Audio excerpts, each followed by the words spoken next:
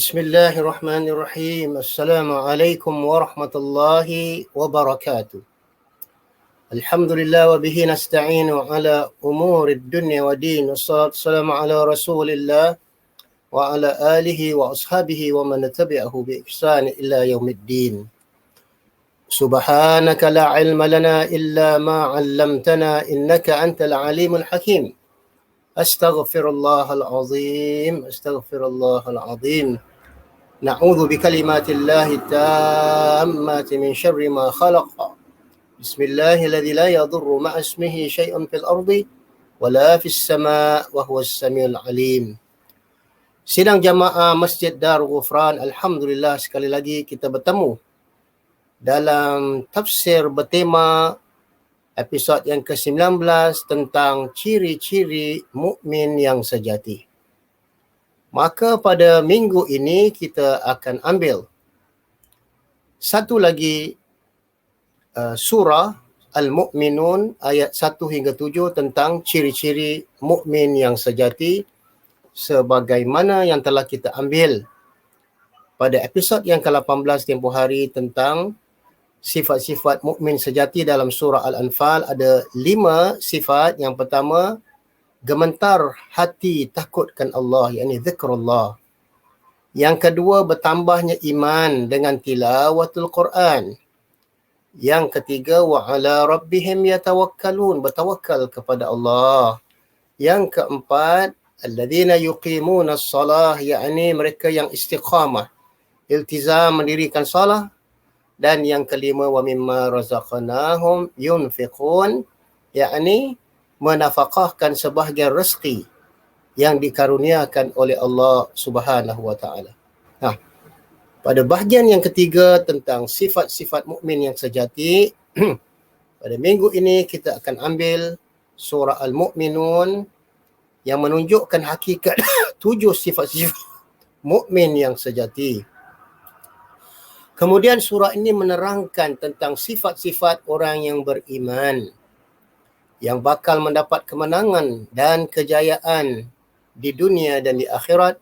Mudah-mudahan kita termasuk dalam golongan ini. Amin ya rabbal alamin. Sebagaimana firman Allah Subhanahu wa taala dalam surah Al-Mu'minun, a'udzu billahi minasyaitonir rajim.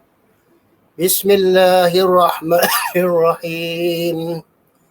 Qad aflahal mu'minun الذين هم في صلاتهم خاشعون والذين هم عن اللغو معرضون والذين هم للزكاة فاعلون والذين هم لفروجهم حافظون إلا على أزواجهم أو ما ملكت أيمانهم فإنهم غير ملومين فمن ابتغى وراء ذلك فأولئك هم العادون والذين هم لأماناتهم وعهدهم راعون والذين هم على صلواتهم يحافظون أولئك هم الوارثون الذين يرثون الفردوس هم فيها خالدون. Sadaqallahul azim. Sidang jemaah yang dirahmati Allah, terdapat satu riwayat daripada Imam Nasa'i dari Yazid ibn Babanus mengatakan, kami bertanya kepada Aisyah radhiyallahu anha bagaimana akhlak Rasulullah sallallahu alaihi wasallam. Qalat kana khuluquhu al-Quran. Aisyah mengatakan adalah akhlak Rasulullah sallallahu alaihi wasallam adalah Al-Quran. Sebagaimana kita melihat sifat-sifat ataupun ciri-ciri mukmin yang sejati, itulah dia sifat Rasulullah sallallahu alaihi wasallam dalam banyak-banyak surah. Dan dalam surah Qalam Allah menyebut wa innaka la'ala khuluqin azim. Maka janji-janji Allah terhadap mukmin yang sejati ini adalah janji Allah ketetapan bagi orang-orang yang mukmin yang sejati yang pasti mendapat kemenangan dan kejayaan. Kerana disebut qad aflahal mu'minun, telah berjayalah, mendapat kemenangan orang-orang mukmin yang khusyuk dalam salat mereka. Mereka mendapat kejayaan di dunia dan di akhirat. Kemenangan dan kejayaan pasti dirasakan oleh setiap mukmin yang mempunyai 7 sifat. Barulah Allah mengakhiri segmen surah ini. Ulaika humul warithun alladzina yarithunal firdausa hum fiha khalidun. Pada surah Mu'minun ayat yang ke-12 Allah tutup satu segmen, yakni mereka itulah orang-orang yang mewarisi, yakni akan mewarisi syurga Firdaus, sedangkan mereka kekal di dalamnya. Hum fiha khalidun.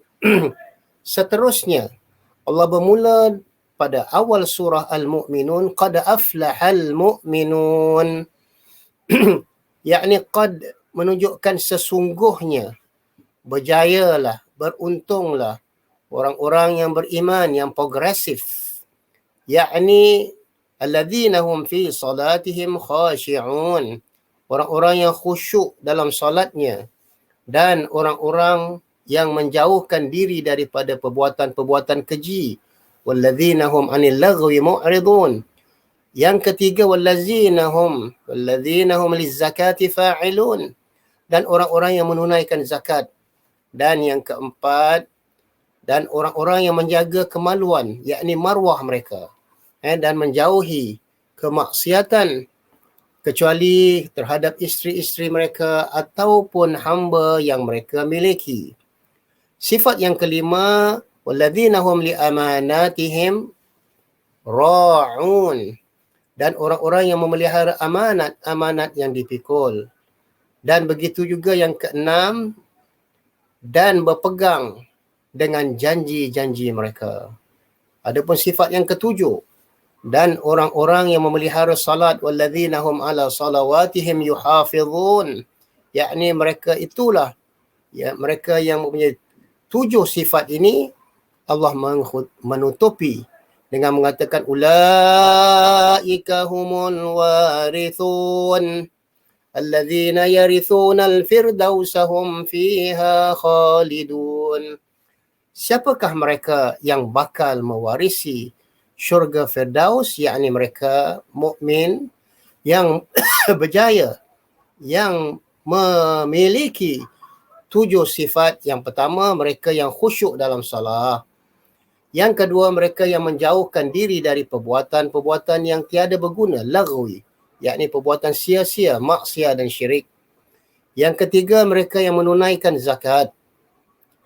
Yang keempat, mereka yang menjaga kemaluannya, yakni marwahnya. Yang kelima, walladzina hum li amanatihim wa ahdihim ra'un. Yang kelima, mereka yang memelihara amanah yang diserahkan. Dan yang keenam, memelihara janjinya. Dan yang ketujuh, walladzina hum ala salawatihim yuhafizun, mereka yang memelihara salatnya. Itulah 7 sifat yang terdapat pada awal surah Mu'minun. Mudah-mudahan kita termasuk dalam golongan ini. Amin ya rabbal alamin. Allah bermula dengan qad aflahal mu'minun. Aflaha ataupun falah, maknanya adalah mereka yang berjaya. Ataupun golongan falah adalah golongan petani, golongan pekebun yang mengerjakan bumi dengan sungguh-sungguh tadi. Sedangkan seruan dalam azan selepas hayya 'alas salat, hayya 'alal falah, marilah menuju kejayaan. Dan itulah yang dikatakan qad aflahal mu'minun.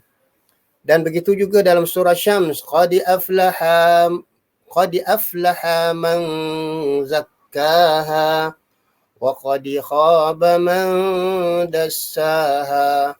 Qad aflaha, telah berjayalah orang-orang yang mensucikan diri mereka, dan rugilah mereka yang merosak dan mengotori jiwa mereka. Seterusnya dalam surah Al-Ma'arij, Allah juga menjelaskan tentang sifat orang-orang yang beriman. Illal musallin alladzina hum ala salatihim daimun. Yakni mereka yang dijauhi daripada sifat keluh kesah. Yakni mereka yang benar-benar mendirikan solat dan di mana mereka tetap mengerjakan solat 5 waktu, yakni committed dan iltizam. Sedangkan dalam surah Al-Mu'minun, Allah gambarkan orang-orang yang berjaya, alladzina hum fi salatihim khashi'un, dan mereka yang khusyuk pada solatnya. Khashi'un, apakah yang dimaksudkan dengan khashi'un? Sidang jemaah yang dirahmati Allah, Ali ibn Abi Talha meriwayatkan daripada Ibn Abbas. Ibn Abbas mengatakan khashi'un, yakni takut. Orang-orang yang takut dan tenang. Khashi'un maknanya mereka yang takut dan mendapat ketenangan dalam salat. Begitu juga apa yang dikatakan oleh Mujahid, Qatadah, Az-Zuhri, riwayatkan dari Ali ibn Abi Talib yang mengatakan bahawa khusyuk maknanya hati dan jiwanya tetap pada Allah Subhanahu Wa Taala, tidak pernah diganggu oleh apa-apa sahaja tarikan dunia. Begitu juga Imam Hasan Al-Basri mengatakan khusyuk yakni berada pada hati-hati mereka dan mereka tundukkan diri mereka dan mereka tawaduk sesama terhadap sesama mereka. Adapun Ibnu Katsir dalam tafsirnya Al-Azim mengatakan khusyuk dalam solat hanyalah dapat diperolehi oleh seorang yang mengosongkan hati secara total dan dia tidak mengarahkan hatinya kepada selain Allah Subhanahu Wa Taala. Dan dia tidak menumpukan dalam solat mereka perkara-perkara lain melainkan Allahu Akbar, Subhana Rabbiyal Azim, Subhana Rabbiyal A'la, melainkan hubungan mereka dengan Tuhan yang Maha Agung dan Tuhan yang Maha Tinggi. Makna hadis, dikatakan bahawa bala bencana yang pertama akan ditimpakan ke atas umat Muhammad sallallahu alaihi wasallam ialah ditariknya perasaan khusyuk dari hati mereka. Inilah yang dialami oleh umat akhir zaman. Mereka telah salat beratus tahun ataupun berpuluh tahun, namun mereka tak mendapatkan kekhusyukan dan ketenangan. Ini adalah azab Allah Subhanahu Wa Taala.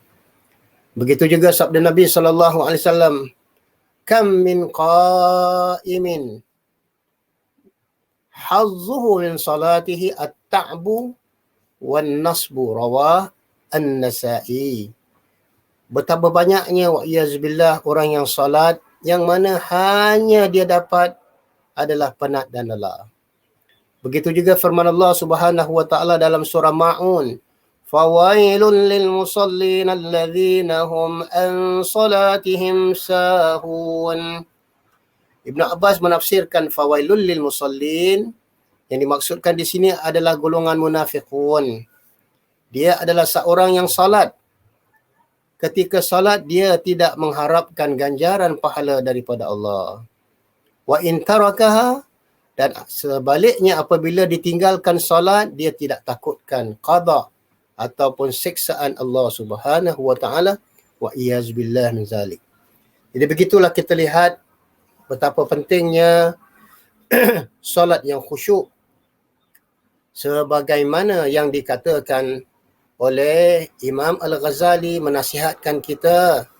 Dikatakan alaqatud dunya fil qalbi tamna'u halawatal ibadah. Ikatan dunia dalam hati yang begitu kuat menahan kemanisan ibadah. Maka itu dianjarkan kepada kita doa, Allahumma ja'alid dunya fi aidina wa la taj'alha fi qulubina. Ya Allah, ya Tuhan kami, letakkanlah dunia pada tangan-tangan kami dan janganlah engkau letakkan dunia melekat pada hati-hati kami. Begitulah keadaan Nabi sentiasa menasihatkan kepada umat Islam dan para sahabat. dalam sabdanya, a'udzubillahi minasyaitonirrajim. Bismillahirrahmanirrahim. Qala Rasulullah sallallahu alaihi wasallam, "Idza ataitumus shalah fala ta'tuha wa antum tas'aun. Wa'tuha wa 'alaikumus sakinah. Fama adraktum minha fasallu wa ma fatakum fa'atimmu." Maksudnya, apabila kamu mendatangi salat selepas iqamah, janganlah kamu tergesa-gesa. Datangilah dengan tenang dan khusyuk. Apa yang kamu dapat masbuk daripada rakaat salat, teruskanlah. Namun apa yang tertinggal, sempurnakanlah. Jadi tidak perlu merasa tergesa-gesa kita berlari sehingga kalang kabut mengambil wuduk dan sebagainya. Begitulah kita lihat bagaimana Nabi SAW mentarbiahkan para sahabat di mana mereka saling bersaudara dan duduk dalam majlis ilmu dan hati mereka terpaut pada rumah-rumah Allah. Dan adapun sifat yang kedua, walladzina hum 'anil lagwi mu'ridun, dan mereka yang menjauhkan dari perbuatan yang tiada berguna, sia-sia, maksiat ataupun syirik. Sifat mukmin yang kedua yang khusyuk dalam salat, mereka akan berpaling dan menjauhi daripada perbuatan yang tiada berguna, yakni meliputi daripada segala kebatilan, kemaksiatan yang menyangkut perkataan dan perbuatan, seperti pesta-pesta hiburan ataupun konsert-konsert yang meleka dan melalaikan. Seterusnya, sifat yang ketiga, walladzina hum lizzakati fa'ilun, dan zakat merupakan salah satu daripada rukun Islam yang 5. Zakat bererti bersih, suci dan berkembang.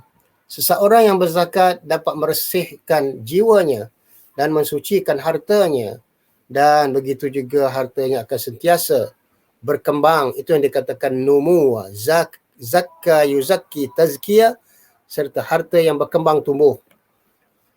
Begitu juga kelebihan orang yang menunaikan zakat. Nabi Allah Subhanahu wa taala berfirman dalam surah Taubah ayat 103, "Khudh min amwalihim sadaqatan tutahhiruhum wa tuzakkihim biha wa salli 'alaihim inna salataka sakanun lahum wallahu sami'un alim." Yang bermaksud, ambillah zakat dari sebahagian harta mereka. Dengan zakat itu, kamu wahai Muhammad membersihkan dan mensucikan mereka. Dan doakanlah untuk mereka. Sesungguhnya doa kamu itu menjadikan ketenteraman jiwa bagi mereka. Dan Allah Maha mendengar lagi Maha mengetahui. Begitu juga orang yang nak membersihkan dan mensucikan diri mereka adalah dengan mengeluarkan zakat. InsyaAllah hartanya bersih, jiwanya bersih, dan Allah akan angkat segala macam penyakit yang terdapat di dalam tubuh badan mereka. Menurut sebahagian ulama mengatakan tutahhiruhum, yang membersihkan mereka dengan adanya zakat ini, yakni kamu wahai Muhammad dapat membersihkan hati-hati mereka dari kesan syirik, sifat bakhil, takabbur, riak dan sebagainya. Serta membersihkan tubuh badan kamu daripada segala macam penyakit, bala bencana. Peranan zakat dapat membersihkan, yakni yang zahir, dan mensucikan batin orang-orang yang beriman, yang mukmin. Begitu juga seterusnya, kita lihat bagaimana kekuatan sedekah ataupun dikatakan the power of sedekah. Nabi SAW mengatakan, laka biha yaumal qiyamah 700 naqah.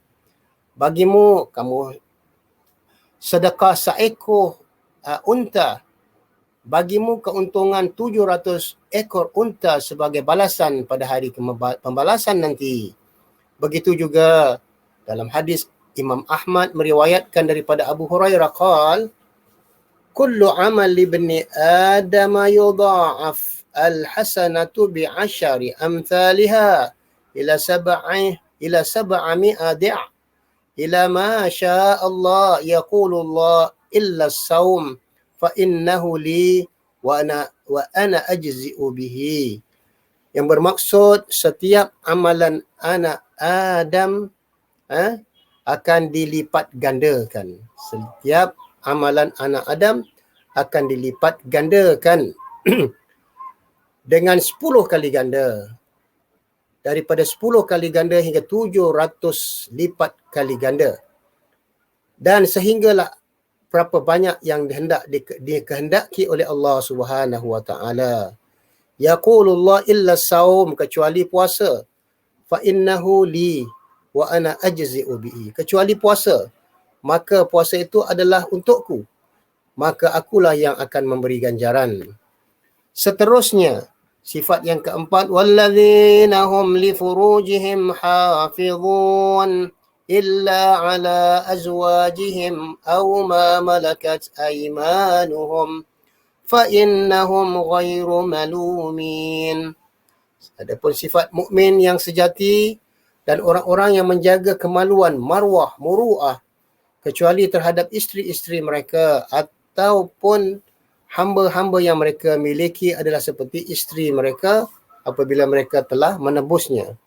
Maka sesungguhnya dalam perkara ini mereka tiadalah tercela dan dosa.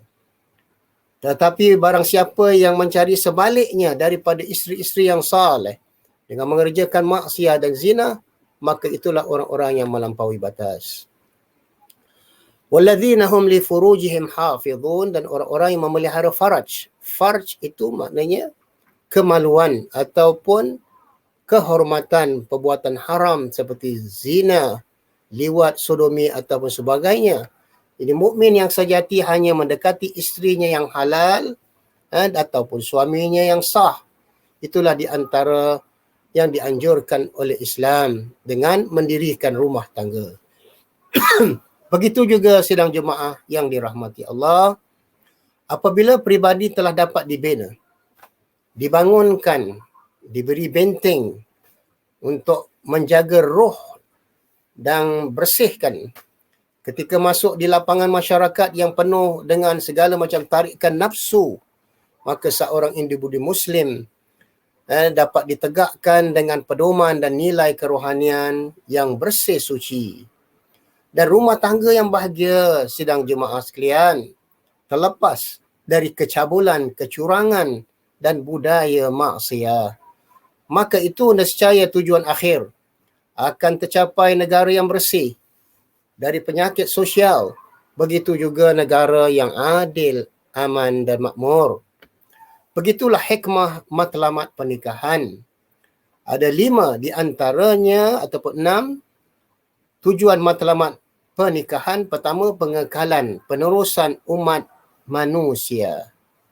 Yang kedua, kestabilan kerohanian, mendapat samarah, sakinah, mawaddah dan rahmah. Dan begitu juga kelestarian, jaminan sosial dan ekonomi. Yang kelima, meluaskan ataupun yang keempat, meluaskan kaum kerabat, membanyakkan generasi. Yang keenam, keazaman untuk berusaha dan berkorban. Dan yang ketujuh, proses pembentukan nilai-nilai. Seseorang yang telah mendirikan rumah tangga pasti dapat memelihara muru'ah ataupun marwah mereka. Seterusnya, sifat yang keenam, Allah sebut walladzina hum li amanatihim wa ahdihim ra'un. Dan orang-orang yang memelihara amanah-amanah yang dan janji mereka. Amanah terdapat 2, satu amanah sejagat dan yang kedua amanah peribadi. Adapun amanah sejagat itu tugas yang Allah pikulkan kepada manusia seluruhnya menjadi khalifah. Aku akan jadikan seorang khalifah. Inni ja'ilun fil ardi khalifah. Aku akan menjadikan seorang khalifah di atas muka bumi. Maka tanggungjawab khalifah yang pertama, iqamatud din. Yang kedua, siasatud dunia. Menegakkan agama pada dirinya sendiri dan keluarganya serta mengatur urusan dunia dengan baik. Seterusnya, walladzina hum li amanatihim wa ahdihim ra'un. Sidang jemaah, salat adalah amanah. Zakat adalah amanah. Harta-harta anak yatim adalah amanah. Tanah-tanah wakaf adalah amanah. Anak-anak dan keluarga adalah amanah. Suami isteri melaksanakan hak dan tanggungjawab adalah amanah. Begitu juga setiap jawatan pemimpin agama, pemimpin masyarakat adalah amanah. Bukanlah tujuan untuk berbangga-bangga. Ataupun sesuatu jawatan yang diberikan oleh Allah bukanlah suatu keistimewaan, tetapi ia merupakan pertanggungjawaban. Sebagaimana satu ketika Abu Dhar pernah meminta satu jawatan kepada Nabi SAW, maka dia pun datang kepada Nabi lalu meminta, "Ya Rasulullah, ala tasta'milni?" Wahai Rasulullah, tidakkah kamu mahu memberi kepadaku jawatan? Maka Rasulullah pun menjawab, "Ya Abu Dharrin," sambil menepuk di atas bahunya. "Ya Rasulullah, tidakkah engkau mahu memberikan kepadaku suatu jawatan?" Maka baginda pun menepuk bahuku seraya berkata, "Ya Abu Dharrin, innaha amanatun wa innaha yaumal qiyamah hizyun wa nadama." Wahai Abu Dhar, janganlah kamu meminta-minta sesuatu jawatan, kerana sesuatu jawatan itu adalah amanah, dan pada hari kiamat nanti jawatan itu merupakan satu penghinaan dan penyesalan. Adapun sifat yang terakhir, terdapat ayat yang ke-7 dan ke-8. Walladzina hum ala salawatihim yuhafizun. Dan orang-orang yang memelihara salatnya, yakni senantiasa melaksanakan salat tepat pada waktunya. Sebagaimana Ibnu Mas'ud mengatakan, Nabi sa'altu Rasulullah sallallahu alaihi wasallam ayyul amali ahabbu ila Allah.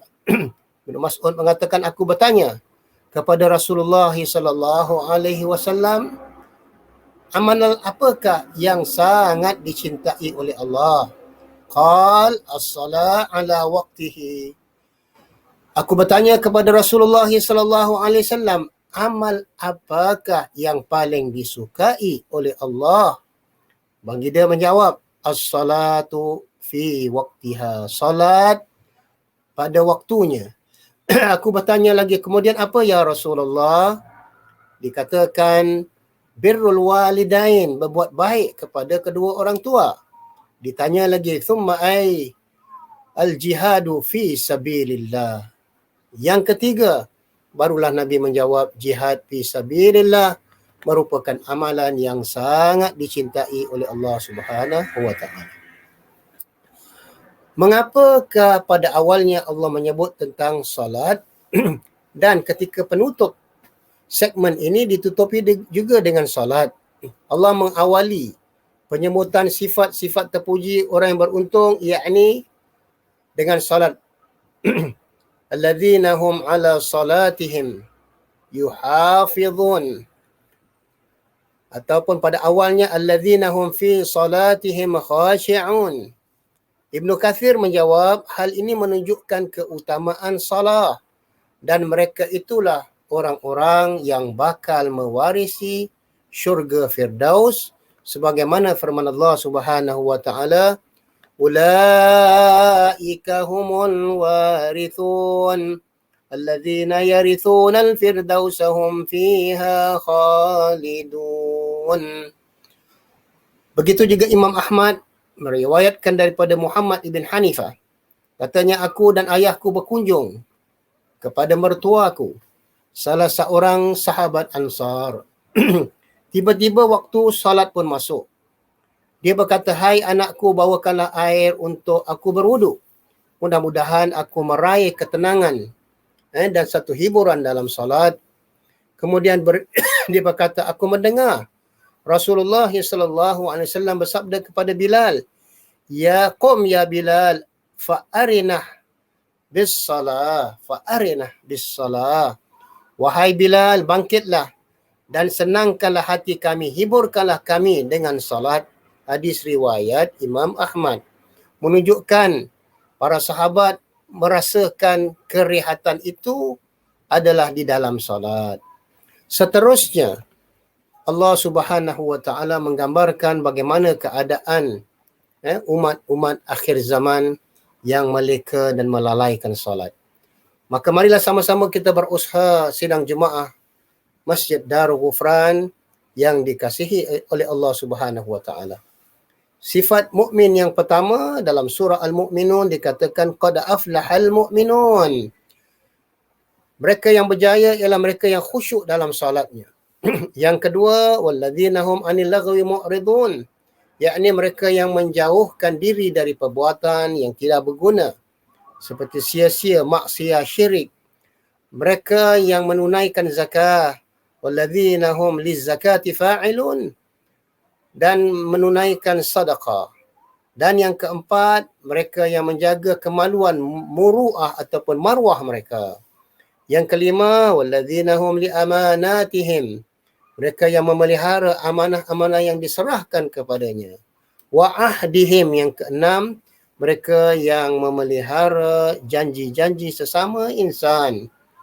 Dan akhir sekali, walladzina hum ala salawatihim yuhafizun, mereka adalah orang-orang yang memelihara salat. Itulah mukmin yang sejati. Sifat yang ketujuh. Mudah-mudahan bagaimana untuk kita mengekalkan 7 sifat ini di dalam diri kita sehinggalah Allah menjanjikan ulaika humul warithun alladzina yarithunal firdausa hum fiha khalidun. Mereka yang mempunyai 7 sifat itu, yakni mereka orang-orang yang akan bakal mewarisi, yakni syurga Firdaus. Fiha hum fiha khalidun, mereka kekal di dalamnya. Amin amin ya rabbal alamin.